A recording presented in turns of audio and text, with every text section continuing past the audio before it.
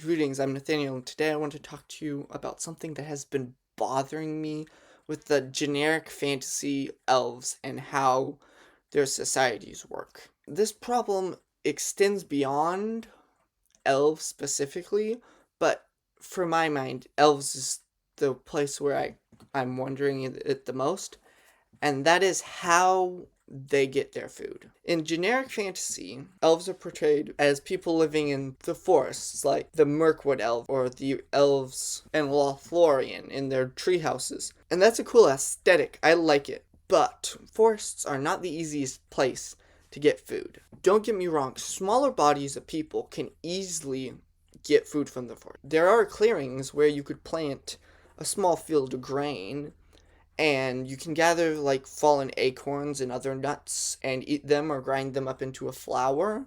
And there's berries as well, and you can keep small animals like rabbits or chickens or even sheep and goats in the forest.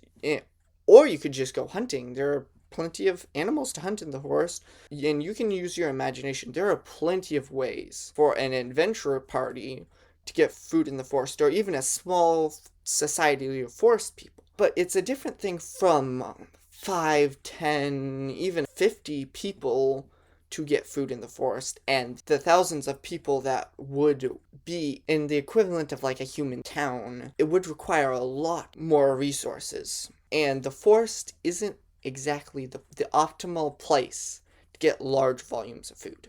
Now, I mentioned food issues in my video about dwarf fortresses, and the way I suggested fixing that was keeping small dwarf farms around the mountain. And people in the comments suggested underground crops like mushrooms, and I remember in the game Dwarf Fortress, they have cave wheat, which is basically wheat that you can grow underground. And to a certain extent, yes, you could have a magical wheat that can grow in low light and so could be grown in the forest. Or elves might have this special nut that they can cultivate orchards of and grind it up for a kind of bread wheat. And you can let your imaginations run free for ways elves could bypass this. Maybe your elves don't have wheat for their primary stuff. Maybe they eat a lot of meat and so they keep goats and sheep or tame stag and they eat that, though in some places I've seen elves are more vegetarian. But maybe they keep orchards of nuts and fruit trees, and these trees are sturdy and they can go under the canopy of the great trees where the elves build their houses, and they can pick their fruit there. Or maybe they have things like ramps. Ramps grow in the woods around here, and they're really yummy with scrambled eggs, but they can grow in low light. You can come up with things for them to eat. It's a fantasy world. You can create your fantasy food sources, and some sources might even get past the fact that forests have roots, and the trees would push up roots and make it kind of hard to plant other things. Or your elves might just be having a high affinity of nature and they can get way more food from a smaller plot of land. So like a clearing of wheat can get 4 or 5 times the amount of how humans could just because of elven magic. One option that some people might automatically jump to is they can just trade for the food. And while you could import food if you were allies with the people around you, I would not want to be a king of an elven land that had to rely on its neighbors for food. That sounds just like a recipe for disaster. What if they get invaded? Then you can't even help them because you're starving to death. Or what if a new evil king comes to power and so you don't have food? And these could be interesting points of conflict if you wanted to. The whole point is to be mindful of how your fantasy race is getting food. And while you could not put it in, I'm not going to sit there and say there are no descriptions of golden fields of wheat in this book.